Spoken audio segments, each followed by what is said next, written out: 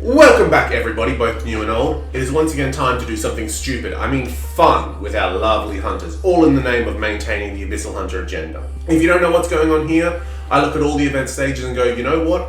I'm going to Abyssal Hunter you into submission, which means we got 10 stages to clear with our lovely 7 hunters. And because I hate myself, we're still keeping the 4 usage limit.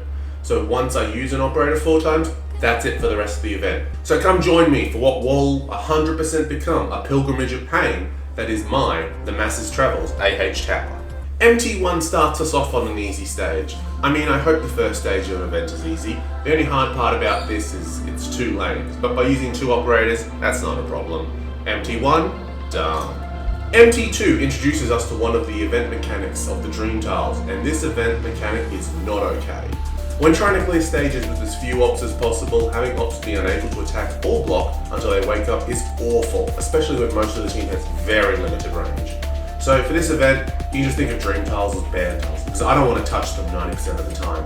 And lucky for us, Spec Ult doesn't even need them. She has 1 tile to do her job, and she gets it done. MT3 looks scary, but only really has 1 tile that matters, and that is of course the one before the blue box.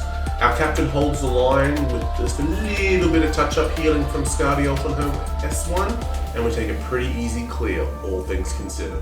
MT4 thinks they can steal my gimmick of having regenning enemies, but that isn't going to help them when staring down the craziest nun on Rhodes Island. Spectre can almost solo here, but just needs a little bit of help from Scardy at the end, so she doesn't get overwhelmed by the 5 units.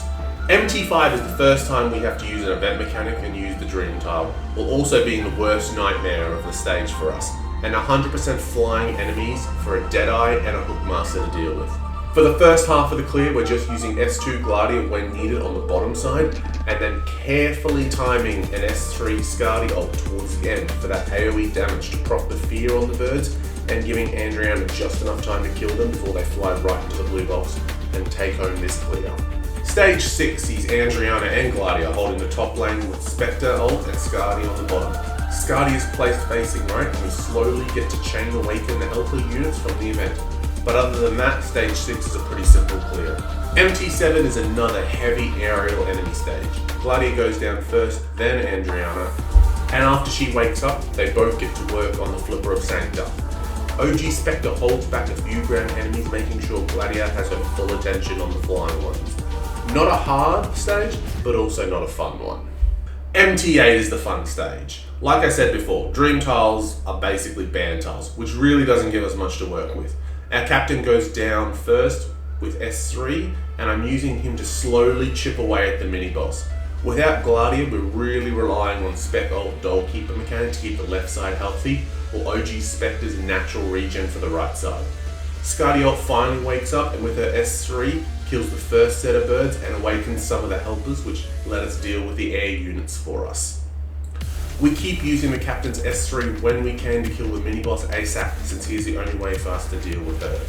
Spectre can't deal with all the claws by herself, which is why Scardy is here to help her out. Then finally, all that is really left is just the flipper. Scardy ult is redeployed and another S3 is used to try to kill the barrier on him, and we thank the law the helpers have enough damage to seal the deal on this very close battle. While only having 8 enemies, MT9 is a pain in the stage. You can't let them build up or they will kill your units. Our captain goes on the hunt with his S3, and Scardy is here to get the helper to get his SP back quicker. After a few welcome to the slams, we've dealt with 7 of the 8 enemies, and Scardy is back off cooldown to deal with the final one our captain couldn't kill. Finally, boss stage time. Just like last event, it's a pretty easy first phase into BAM flying boss, and I'm here crying in the corner for my Deadeye sniper to please just hit the boss. I tried playing around with 2 ops, but nothing was really working, so I'm just reusing the same strategies the first time I cleared this stage. We'll play this in full without cuts if you want to watch it, and see you in the outro.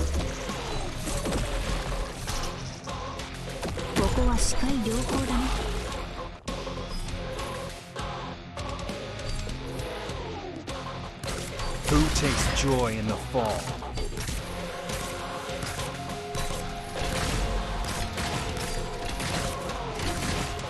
As you wish. Just a second. The mist lands close your heart. 準備はできてこんにちは。そしてさよなら。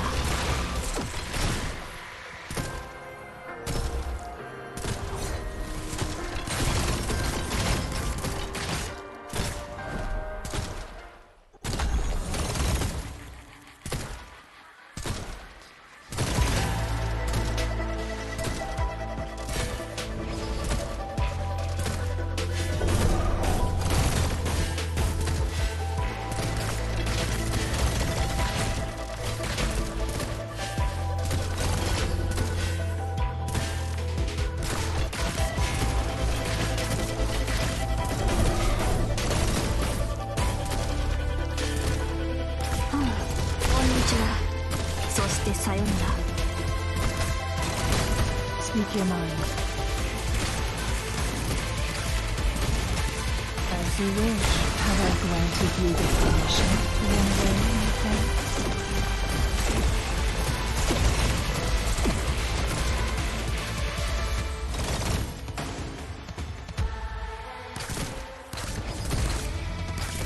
Junbi wa dekiteru. Konnichiwa.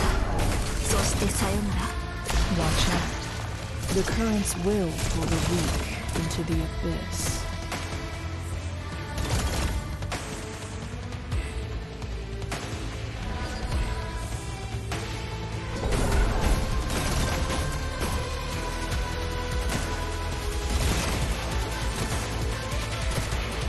Speak your mind. Watch out. The current. And we're done with this event. Honestly, didn't think we'd make the whole 10 stages on just 4 uses of each hunter, and it's normally only 8 stages for an event, but we somehow squeezed through in the end. This was a load of fun to do and to try out different combos of units to find a way to clear, even if the dream tiles and the amount of aerial enemies made this painful sometimes. But I hope you enjoyed, and maybe I'll see you for some EX stages next week. Bye!